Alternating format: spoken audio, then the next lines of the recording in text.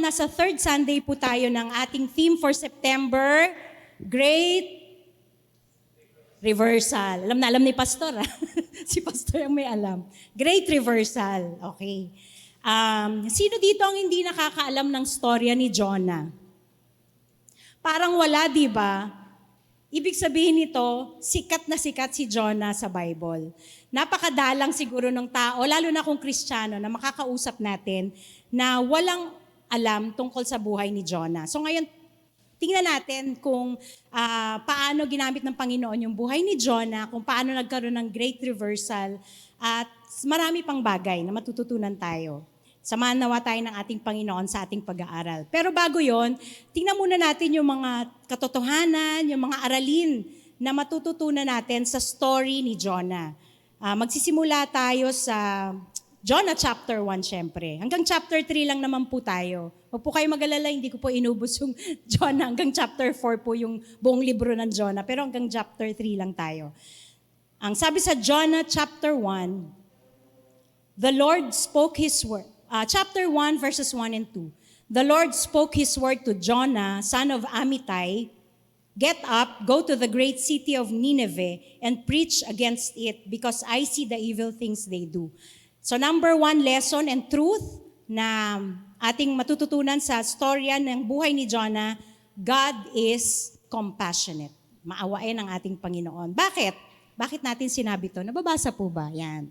Nababasa naman. God is compassionate. Bakit po natin sinabi na compassionate ang ating Panginoon? Dahil dito sa verses na to, sinabi, inutusan niya si Jonah, pumunta ka, Jonah, tumayo ka dyan, pumunta ka sa Nineveh at mangaral ka doon kasi obvious na sobrang evil na yung mga ginagawa ng mga tao doon. Maganda, compassionate ang ating Panginoon kasi nagbibigay siya ng chance para warningan yung mga tao sa Nineveh. Actually, meron ng nakahandang parusa yung Panginoon sa mga tao na to dahil nga sa evil things na ginagawa niya. But, gusto ng Lord, warningan muna sila. Meron silang impending punishment na deserving sila, pero mabuti ang Diyos, maawain siya. Gusto niyang bigyan sila ng pagkakataon. He is a God of many chances. Amen? Amen. So maraming pagkakataon kahit tayo, nag-fail tayo sa Panginoon, nagkasala tayo, paulit-ulit tayong bumabalik sa ating mga kasalanan, pero andyan ang Diyos, compassionate siya, binibigyan tayo ng chance para bumalik sa Kanya. Hindi niya tayo agad-agad pinaparusahan. Merong warning, kaya nga merong mga naghahayag ng salita, di ba? Para tamaan tayo. Kaya minsan, niisip natin, pag nag-preach si Pastor, pinapatamaan ako. Hindi kasalanan ni Pastor yun. Walang alam si Pastor sa buhay ng bawat isa sa atin. Pero ang Lord meron. Alam ng Lord yung mga ginagawa natin. Kumbaga, yun nga yung warning. Kaya nga may naghahayag ng word para i-correct tayo, ma-warn tayo. Ang desire kasi ng Panginoon na ma-realize natin yung ating mga kasalanan, tapos magsisi tayo at magbago.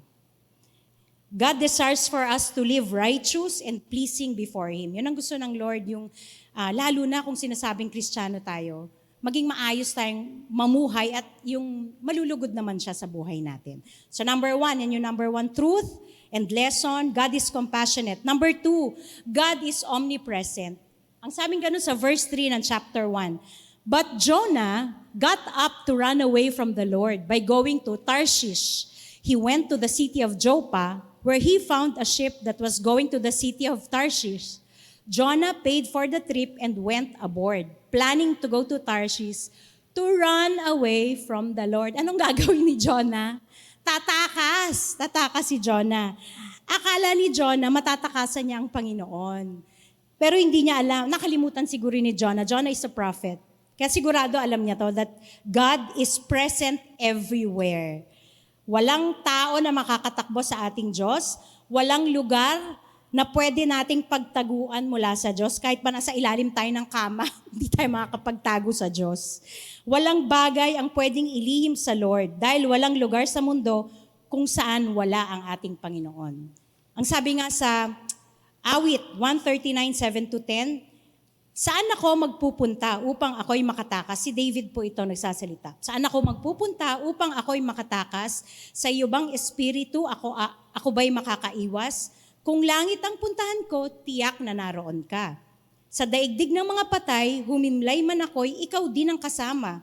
Kung ako ay makalipad, umiwas na pasilangan, o kaya ang tirahan ko'y ang duluhan ng kanluran, tiyak ikaw ay naroon upang ako ay pangunahan.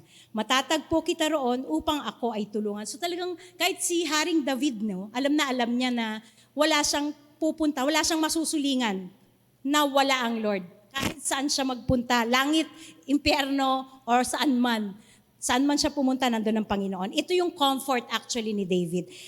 Ito yung truth na yung presence ng God nasa kahit saang lugar. Yan yung pangalawa, God is omnipresent. Pangatlong katotohanan, God is powerful. Mahaba po yung mga verses na ito. Verses 4 to 16, pero gusto kong basahin natin para dun sa mga hindi pa po familiar. Ay, ang liit, hindi ko mabasa. Ito na lang. But the Lord sent, di ba tumakas siya? Tumakas ang Jonah. But the Lord sent a great wind on the sea, which made the sea so stormy that the ship was in danger of breaking apart. The sailors were afraid, and each man cried to his own God. They began throwing the cargo from the ship into the sea to make the ship lighter. Dahil nga tumakas siya, nagpadala ang Lord ng malakas na hangin dun sa dagat. Siyempre, pag humangin na malakas, lalaki ang alon. Natakot ngayon yung mga sailors na nandun sa ship. Bawat isa, nagdasal sila sa mga Diyos nila, sa kanya-kanyang Diyos nila. Nagtapon na sila ng mga cargo para gumaan yung kanyang mga dalahin ng ship. But Jonah had gone down far inside the ship to lie down, and he fell fast asleep. Natulog lang si Jonah doon sa ilalim. The captain of the ship came and said, "Why are you sleeping? Get up and pray to your God. Maybe your God will pay attention to us and we won't die." So ginising siya ng captain para mag-pray ka rin sa Diyos mo, sabing ganun sa kanya, para hindi tayo mamatay. Then the men said to each other, "Let's throw lots to see who caused these troubles to happen to us." Magbunutan nga tayo, tingnan natin kung sino yung may kasalanan, kung ba tayo nakakaranas nito. When they threw lots, the lots showed that the trouble had happened because of Jonah. Then they said to him, Tell us who caused our trouble. What is your job? Where do you come from? What is your country? Who are your people? So lumabas dun sa palabunutan nila, si Jonah ang may kasalanan. At kinwestiyon na nila si Jonah. Then Jonah said to them, "I am a Hebrew. I fear the Lord, the God of heaven, who made the sea and the land." The men were very afraid. Lalong natakot yung mga kasama niyang sailors. At tinanong nila si Jonah, "What terrible thing did you do?" They knew he was running away from the Lord because he had told them. So, nag-confess siya dun sa mga sailors kung bakit, anong ginawa niya, kung bakit nangyayari itong mga bagay na to. Since the wind and the waves of the sea were becoming much stronger, they said to him, "What should we do to you to make the sea come down for us?" Ano bang gagawin namin sa'yo para maging kalmado yung dagat? Jonah said to them, "Pick me up and throw me into the sea, and then it will come down. I know it is my fault that this great storm has come on you." So, alam ni Jonah na siyang may kasalanan kung bakit pati sila nagdudusa. So, sabi niya, ihagis nyo na lang ako sa dagat. Pero hindi kaagad ginawa eh.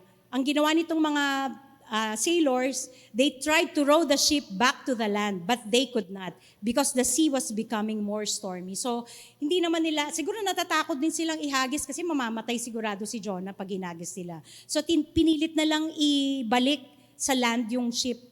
Pero hindi talaga nila kaya dahil malalaki na yung waves. So the men cried to the Lord. Nagdasal na lang yung mga, natutupang magdasal yung mga sailors. "Lord, please don't let us die because of this man's life. Please don't think we are guilty of killing an innocent person. Lord, you have caused all this to happen. You wanted it this way." So they picked up Jonah and threw him into the sea, and the sea became calm. Then they began to fear the Lord very much. They offered a sacrifice to the Lord and made promises to Him.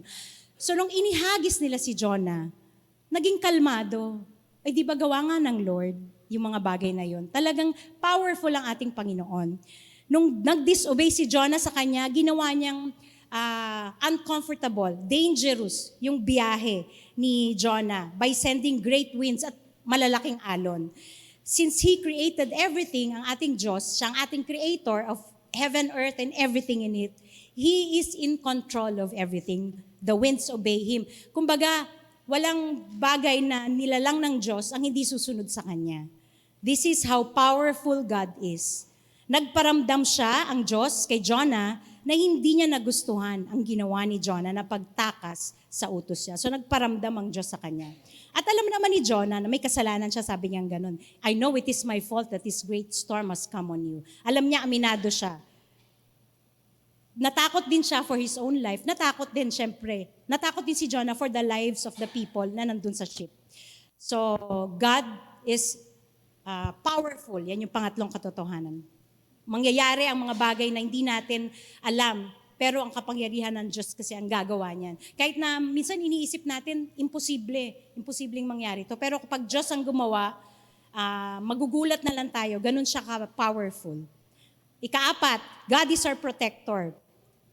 Sa verse 17, ang sabing ganon, the Lord caused a big fish to swallow Jonah, and Jonah was inside the fish 3 days and 3 nights. Number 4, God is our protector. Grabe, no?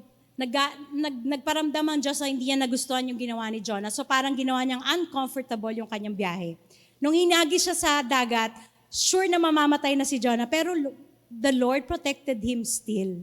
Binigyan siya ng protection ng Panginoon. Nagpadala siya ng malaking isda at nilunok ng isda si Jonah. At nandun siya sa loob ng isda for 3 days and 3 nights. Kahit na pasaway itong si Jonah, naranasan niya pa rin yung protection ng ating Panginoon. At sigurado ako, habang nandun siya sa loob ng tiyan o saan mang lugar ng isda, nandun pa rin yung protection ng Panginoon. Pwede kasi nginuya na lang siya ng isda, di ba? Pwedeng nagkadurog-durog na lang si Jonah, pero hindi. Nandun siya for 3 days, 3 nights. Walang nangyaring masama sa kanya. He still experienced God's protection, even inside the fish. Ibig lang sabihin nito, we can always depend on God's protection, even if we do things that don't please Him. Minsan, di ba, nakakaranas din tayo minsan nagpapasaway tayo sa Lord. Pero hindi natin pwedeng tawaran yung kabutihan ng Diyos, pagmamahal niya sa atin. Pinoprotektahan niya pa rin tayo. Pero take note, nandyan pa rin yung punishment ng Lord. Basta hindi mawawala yan. Dapat lang, or hinihintay lang tayo ng Lord na magsisi at magbago at bumalik tayo sa Kanya. Tapos dun sa chapter 2 ng Jonah, habang nandun siya sa loob ng isda, 3 days and 3 nights, Jonah had all the time to think and reflect on his wrongdoing. So, doon siya nakapag-isip-isip sa lahat ng ginawa niyang mali nung inutusan siya ng Panginoon. So, doon siya nanalangin. Lumapit siya sa Lord. Sinabi niya sa Panginoon yung mga dangers, yung mga, siguro traumatic yun sa kanya, di ba? Yung mga nangyari sa kanya na naranasan niya, kung paano siya niligtas ng Diyos sa tiyak na kamatayan, kung paano tinugon ng Diyos yung panalangin niya. Kaya from there, from inside the fish, nag-promise siya na mag-offer siya ng sacrifice sa God with praises and thanksgiving. At nag-commit siya sa Panginoon na tutuparin niya itong pangako niya ito sa Lord. At dahil nga God is compassionate and He is Jonah's protector, binigyan niya si Jonah ng isang chance sa pagligtas niya sa buhay niya. Kaya nandyan yung verse 10, 2:10. Then the Lord spoke to the fish, and the fish threw up Jonah on the dry land. Iniluwa siya. Ang Diyos na ang nag-utos sa isda, niluwa niya si Jonah sa tuyong lupa. Tingnan natin itong mga awit, 121, 1-8. Kung paano nagbibigay ng protection ng Lord sa atin. Doon sa mga burol, ako'y napatingin. Sasaklolo sa akin saan manggagaling. Ang hangad kong tulong, kay Yahweh magmumula, sa Diyos na lumikha ng langit at lupa. Di niya ako hahayaang mabuwal, siya'y di matutulog. Ako'y babantayan. Hindi natutulog ang Diyos, ha? Talagang nagbabantay siya. 24/7 ang ating Panginoon na maaasahan natin.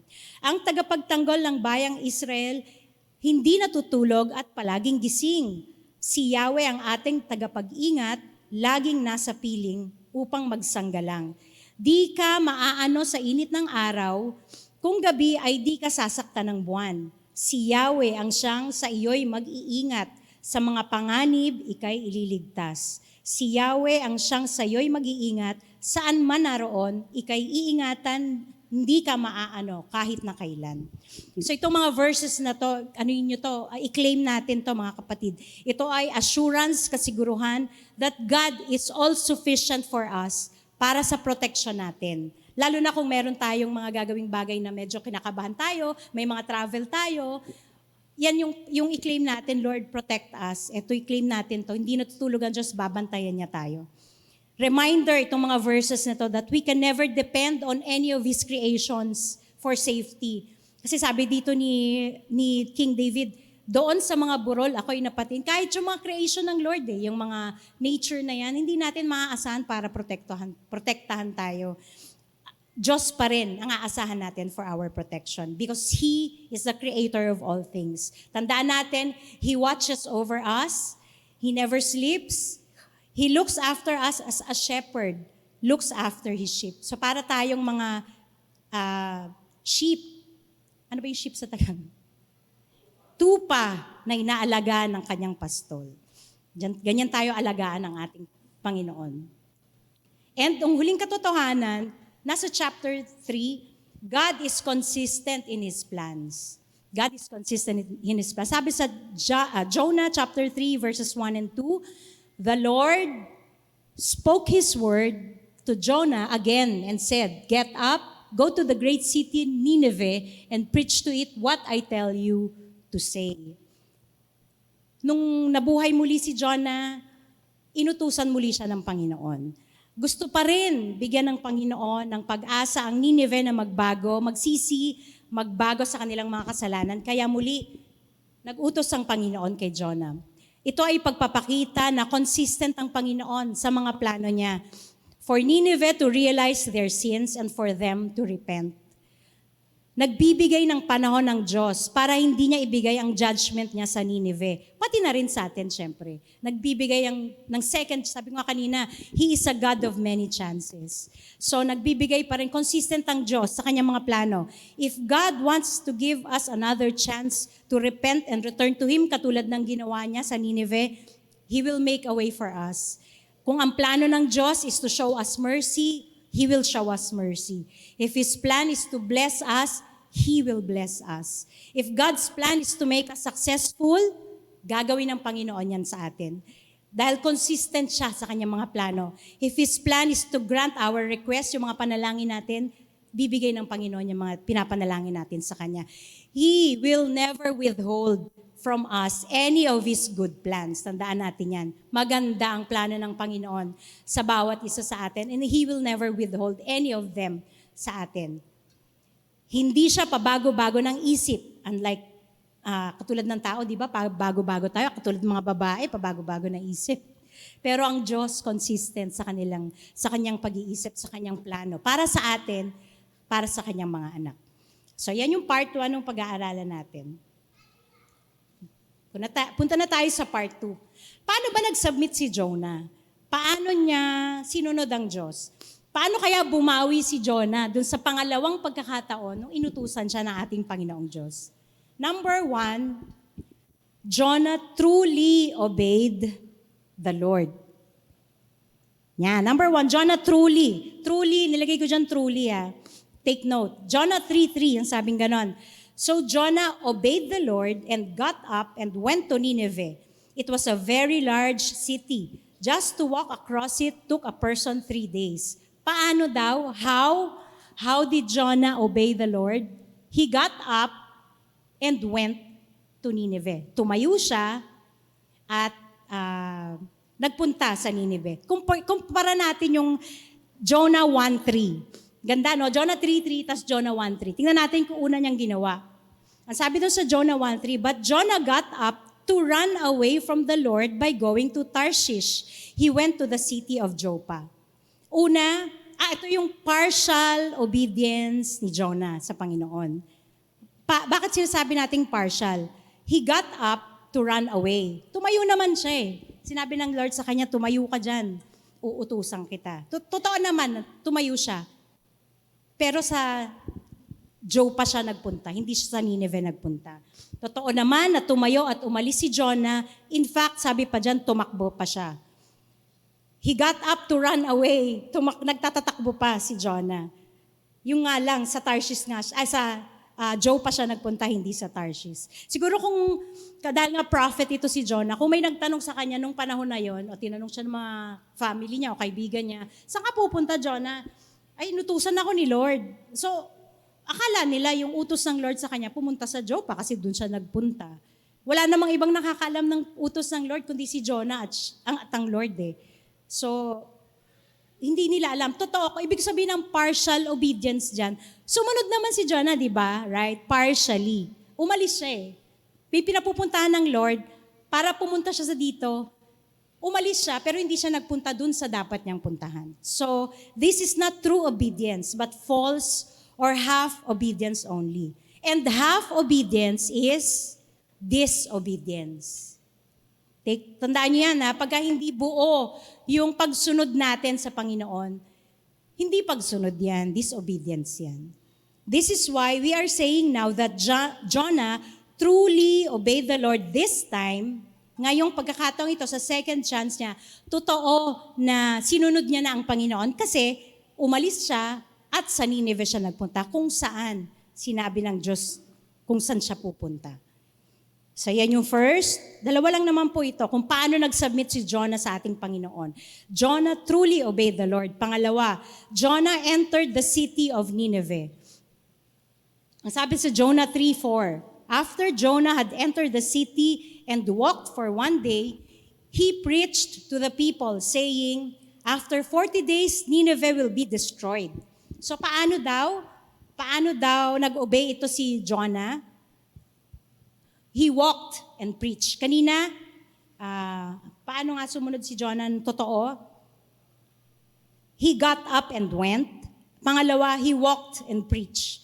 Kumpara rin natin to dun sa first part nung inutusan siya ng Panginoon. Sa Jonah 1:5b at saka Jonah 1:10. Sabing ganun sa 1:5, but Jonah had gone down far inside the ship to lie down and he fell fast asleep. Tapos sa 10, the men were very afraid and they asked Jonah, what terrible thing did you do? Alam nila kasi na tumatakas si Jonah sa Panginoon. So paano nag-disobey si Jonah dun sa first time? Natulog siya. He fell fast asleep at nangumpisal siya dun sa mga tao sa ship. He fell asleep and he confessed. Imbis na mangaral, nangumpisal siya. Baliktad, di ba? Ang utos ng Diyos, mangaral ka eh. Hindi mangumpisal ka dun sa mga tao. He fell fast asleep and he confessed. So, yung utos ng Diyos na mag-preach, nagtulog si Jonah. Tapos yung nalagay na sa danger yung ship, nag-confess na siya dun sa mga tao. Pero itong maganda this time, totoong pumasok na siya sa city ng Nineveh. Hindi siya pumasok. Ito kasi dun sa first time, pumasok siya sa kaila-ilaliman ng ship, sa loob-looban ng ship. Ito, pumasok na siya sa city ng Nineveh para mag-preach. Katulad ng utos sa kanya ng, ano ba inuutos ng Diyos? Na magbago sila. Kasi sobrang evil lang ginagawa ng mga tao ng Nineveh. Alam nyo, meron akong dito. Sabi ko, what's surprising about this? Tingnan natin yung ang simple lang, di ba, nung instruction ng God. Ang sabi sa kanya, get up, go to the great city Nineveh and preach to it what I tell you to say. Napakasimple lang ng utos ng Lord.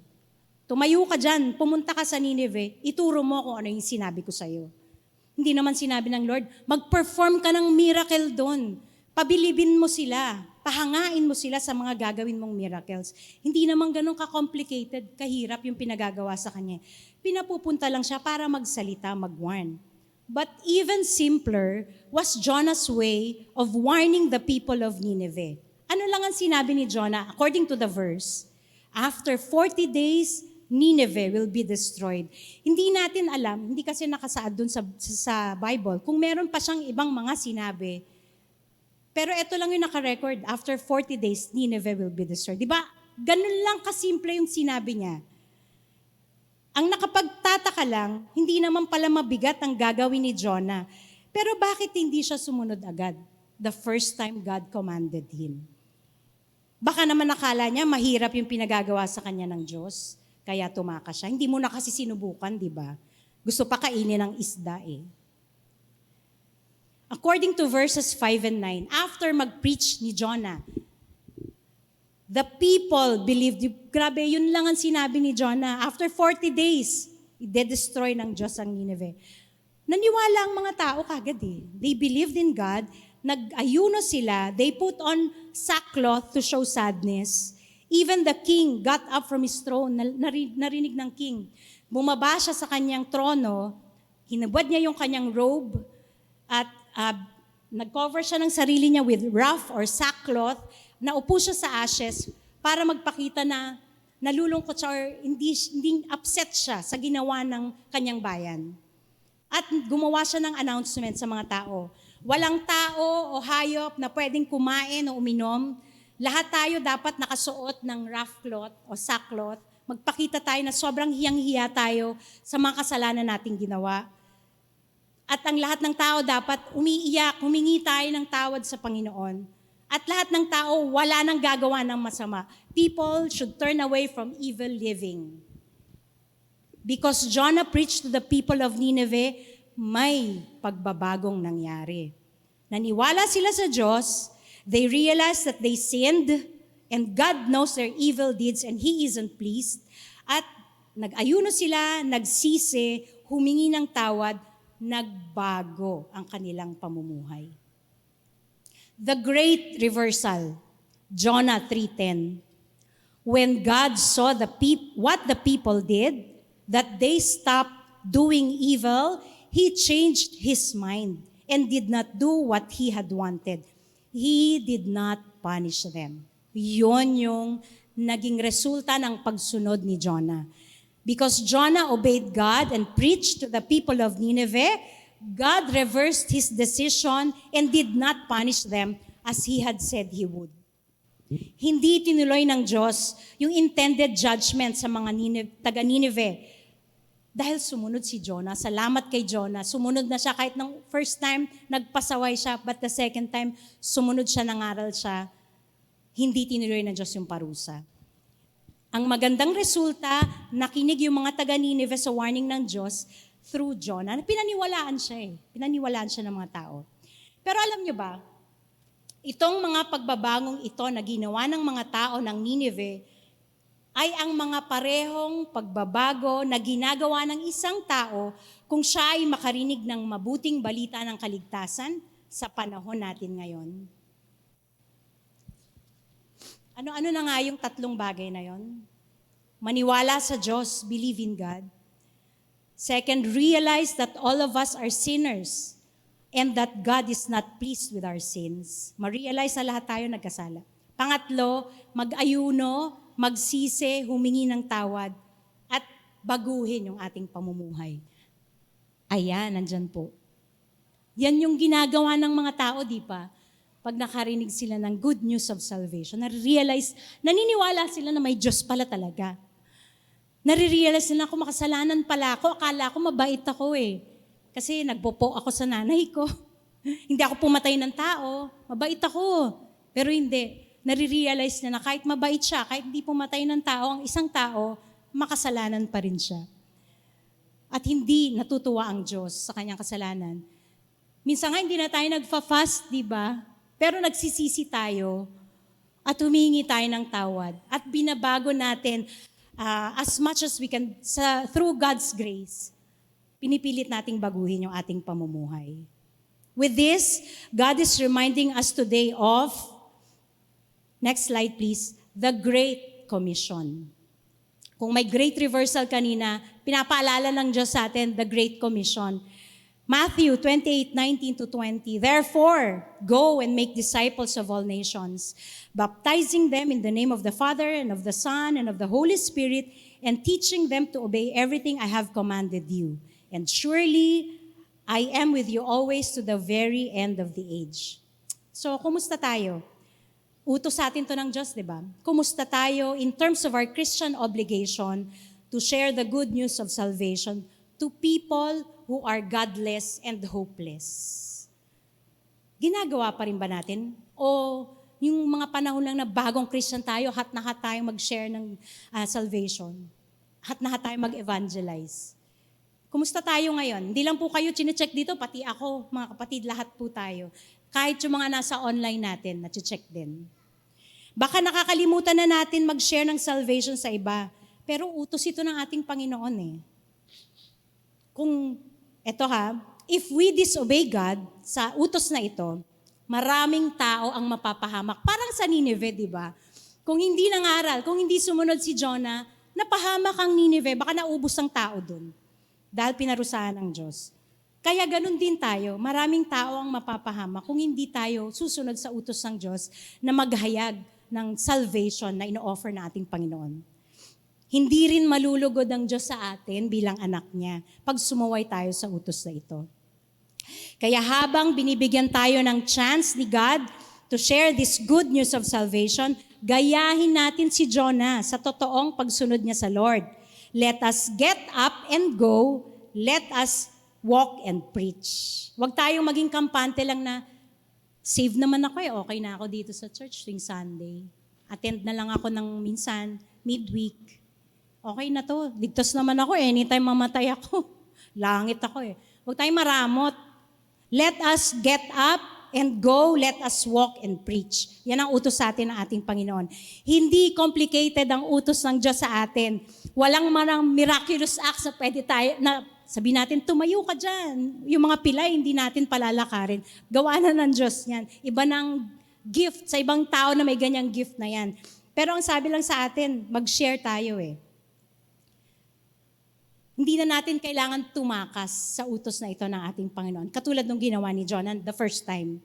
We just need to simply obey. By opening our mouths, we preach the gospel at bigyan natin ng chance yung mga tao na makakilala sa Panginoon bilang Lord and Savior, that they may have relationship with people, with God, at magkaroon din sila ng salvation.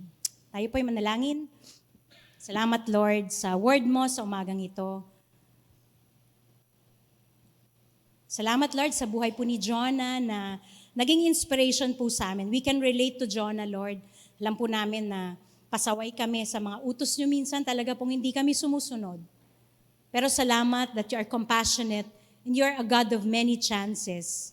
Salamat sa maraming pagkakataon, Panginoon, na binibigyan mo kami ng time. You warn us, Lord, through your servants, na dapat kaming sumunod sa iyo. Dapat namin gawin yung obligation namin as your children. Patawarin mo po kami, Panginoon, sa mga panahon na we only think of ourselves. Relax lang kami, Lord, sa aming pong faith. Wala po kaming concern. Give us a heart of compassion katulad ng puso na meron ka. For people who don't have a God in their life. For hopeless people na tiyak kapahamakan ang mapupuntahan. Salamat, Lord, na napaalalahanan mo kami sa umagang ito. Kailangan kaming tumayo. Kailangan kaming lumakad. Kailangan naming puntahan at ibukay ang aming bibig para maghayag, Panginoon, nung free gift of salvation na ino-offer mo. Hindi masayang, Lord, yung buhay na ino-offer ng aming Panginoong Jesus. Sa bawat isa sa amin, kundi mas maraming tao ang hindi mapahamak, mas maraming tao ang makakilala sa iyo, mas maraming tao ang sumamba sa iyo, gawin kang kanilang Panginoon at tagapagligtas ng kanilang buhay. Salamat, Lord. Salamat sa paalala mo. Tunay po, Panginoon, na nakorek po kami. Naamin po namin yung pagiging relax po namin, pagiging complacent namin, Panginoon, sa kalagayan namin spiritually. Ikaw po, Panginoon, yung mag-lead, patuloy na magbigay sa amin, Lord, ng desire, ng init, Lord, to serve you more sa pamamagitan, Panginoon, ng pag-share ng gospel, Lord, sa mga tao, nakakilala namin. Wag kami maging pabaya, kundi maging masunurin kami, katulad ni Jonah, Panginoon. At ma-please ka namin, Lord. Ito lang po ay para sa kaluwalhatian mo, sa glory mo, Panginoon, sa ikalulugod mo, Panginoon, sa bawat isa sa iyong mga anak. Salamat, Lord. Ikaw po ang patuloy na pinapupurihan, itinataas, pinasasalamatan namin sa umagang ito.